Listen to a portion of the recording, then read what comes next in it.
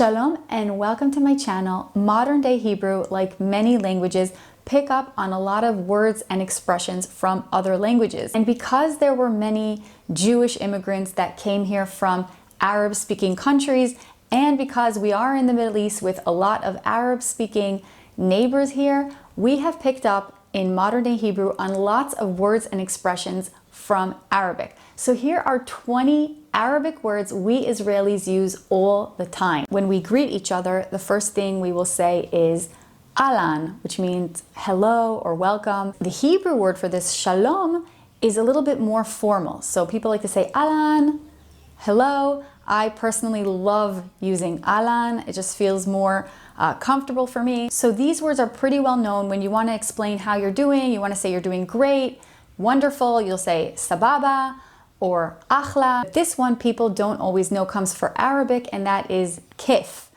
Keif is actually not even considered slang. It's in the Hebrew dictionaries and it means fun. When I ask my kindergarten daughter, how was your day? She'll say Keif. So it's very common here and people usually don't realize that it's from Arabic. Another big one here is Walla. Walla, really? No kidding, Walla. Or you could ask it as a question, Walla, really? When you want to get going already, you could say, Yalla, let's get going, come on. Or it could also be in a more positive way, it's like, let's go for it, Yalla. If you're talking to someone on the phone and you want to say bye, so like, Yalla bye. And when you want someone to talk straight to the point, you'll say, let's talk Dugri. Let's talk straightforward. Let's talk honestly. In Arabic, it comes from the word Dugri, which means not to go around, but to go straight. And the slang meaning is let's talk to the point, okay? Even if it's hard, even if we have to be honest with each other. Dugri, Dugri, you want the truth? Bon daber Dugri. Next, we have our different types of people and different characters. So we have our Chaper. He is a Chaper, he's just lousy, does makeshift jobs, not so serious. He's a Chaper, he doesn't do a great job. When you want to say someone is a bit of a dummy, you'll say Ahabal, eze Ahabal. Or you'll say Tambal, eze Tambal.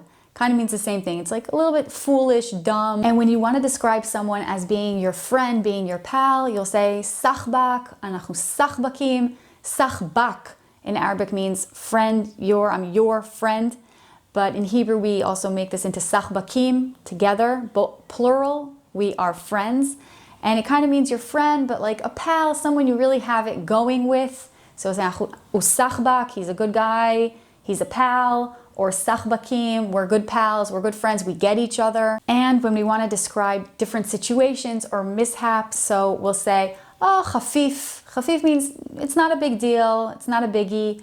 In Arabic, this means lightweight, but in Hebrew slang, this means more just not a big deal. Or it could also mean just not good work, okay? He did a Chafif job, it wasn't so professional. When we want to describe just a lousy situation, we'll say, oh, Ma'afan, oh, this is so bad, this is so lousy.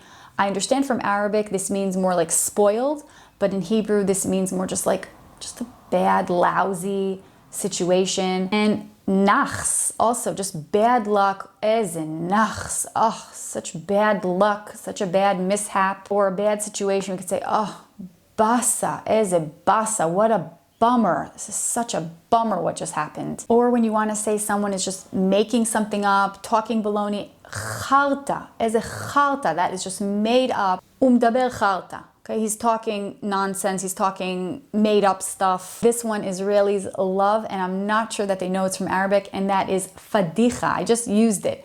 It means what an embarrassment. I understand in Arabic it means more of like a big outrage, but in Hebrew, it means more a small embarrassment, just a fadicha, a small thing that happened to me with my boss or something that was embarrassing. I just used this word today. I finished the last piece at some event and fadicha, I'm finishing the last piece. A fashla, eze fashla, a small mistake, a failure that we did. It usually means more of a small mistake, like a little mishap that we did. We made the wrong turn, we made the wrong small mistake. The next one I love, and that is khamsa, or I should really say khamsa, khamsa, khamsa. Khamsa in Arabic means 5, and it is this good luck symbol in different cultures.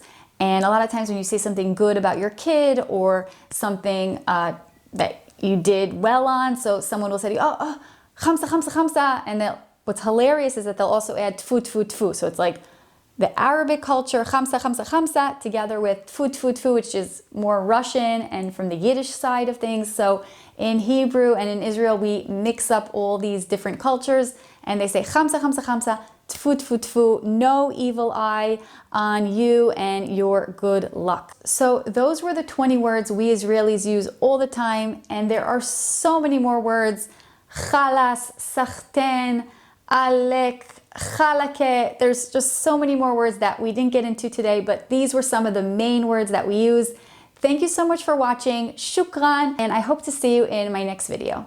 Shalom!